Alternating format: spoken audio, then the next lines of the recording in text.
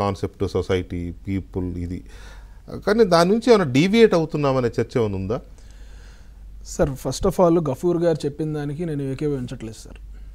ఎందుకంటే అంటే సలహానే సార్, కానీ ఆయన మేమేదో ఒక మతాన్ని భుజాన్ని వేసుకుని ముందుకు వెళ్తున్నట్టు, లేకపోతే పవన్ కళ్యాణ్ గారిని ఆయన ఆల్రెడీ పవన్ కళ్యాణ్ గారితో మాట్లాడానని చెప్పారు, సంతోషం. కాకపోతే ఆయన మాట్లాడిన గంట 2 గంటల సమయమో లేకపోతే ఎంత సమయమో నాకు తెలియదు, కానీ అందులోనే ఆయన్ని మొత్తం అర్థం చేసేసుకున్నట్టు, లేకపోతే ఆయన్ని ఒక గాడికి కట్టే విధంగా, లేకపోతే ఒక భావజాలానికి కన్ఫైన్ చేసే విధంగా ఆయన మాట్లాడడం అయితే నేను అంగీకరించను సార్. ఎందుకంటే పవన్ కళ్యాణ్ గారు వారాహి డిక్లరేషన్ గురించి మాట్లాడినప్పుడు తిరుపతి సభ వేదికగా ఆ స్పీచ్ని ఇంకొకసారి పూర్తిగా వినవలసిందిగా, చూడవలసిందిగా నేను గఫూర్ గారికి నేను సూచన చేస్తూ ఉన్నాను సార్.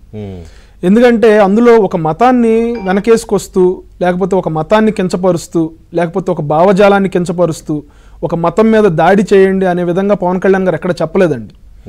ఇందాక ఉదయనిధి స్టాలిన్ గారు చెప్పినట్టు నేను అదే చెప్తా ఉన్నాను సార్. నేను అదే చెప్తా ఉన్నాను. ఒక్క నిమిషం సార్, ఒక్క నిమిషం.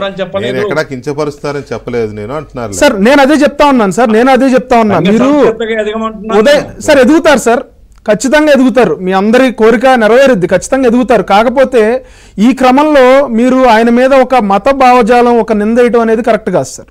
ఎందుకంటే ఉదయనిధి స్టాలిన్ గారు ద్రవిడ కల్చర్ని ఆయన ప్రమోట్ చేసుకోవచ్చు, లేకపోతే రావణాసురుడికి ఆయన విగ్రహాలు కట్టుకోవచ్చు, ఆయనకు సంబంధించిన ఉత్సవాలు చేయవచ్చు, అక్కడ ప్రజలు అంగీకరిస్తే దానికి మాకు ఎటువంటి అభ్యంతరం లేదు.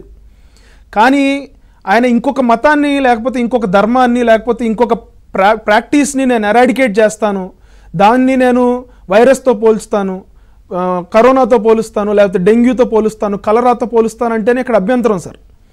అక్కడ ఉదయనిధి స్టాలిన్ అని కాదు సార్, ఈ రోజున ప్రతిపక్ష నేత రాహుల్ గాంధీ గారిని కూడా పవన్ కళ్యాణ్ గారు వేలెత్తి చూపించారు. ఎందుకంటే మనం ప్రజా జీవితంలో ఉన్నప్పుడు మనం మాట్లాడే ప్రతి మాట మనం ఆచితూచి మాట్లాడాలి. మనం మాట్లాడే ప్రతి మాటకి మనమే జవాబుదారీతనం ఉంటాం సార్, మనమే జవాబు చెప్పాలి ప్రజలకి. ఈ రోజున ఒక ప్రజాప్రతినిధి ప్రమాణం చేస్తారు సార్, రాగద్వేషాలకు అతీతంగా, పక్షపాతం లేకుండా అని ప్రమాణం చేసినప్పుడు, ఒక మతానికి ఇబ్బంది కలుగుతున్నప్పుడు మీరు ప్రజా జీవితంలో ఉన్నారు కదా, మీరు ఈ మతానికి సపోర్ట్గా ఎట్లా మాట్లాడతారంటే, ఈ రోజున చెప్తా ఉన్నాను సార్, ఎవరన్నా రేపొద్దున వచ్చి వి విల్ ఎరాడికేట్ క్రిస్టియానిటీ అన్నా కూడా పవన్ కళ్యాణ్ గారు అట్లానే స్పందిస్తారు. వి విల్ ఎరాడికేట్ ఇస్లాం అన్నా కూడా పవన్ కళ్యాణ్ గారు అట్లానే స్పందిస్తారు. ఈ రోజున దళితులు అనే ఒక కార్డు ఎందుకు వస్తుంది సార్ మధ్యలో? ఖచ్చితంగా కర్నూలు జిల్లాలో ఉంటే వాళ్ళని గుళ్ళల్లోకి రానివ్వకపోతే మనం అందరం కూడా ముక్త కంఠంతో దాన్ని ఖండించాలి, ముక్త కంఠంతో ఖండించాలి.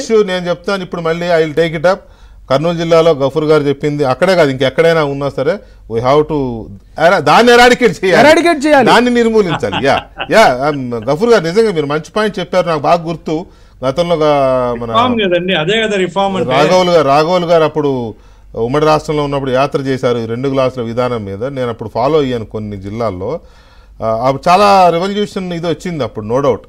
ఇంకా అయినా ఇంకా ఉంది అని అంటే మాత్రం అది సహించడానికి డెఫినెట్ గా దాన్ని టేకప్ చేద్దాం.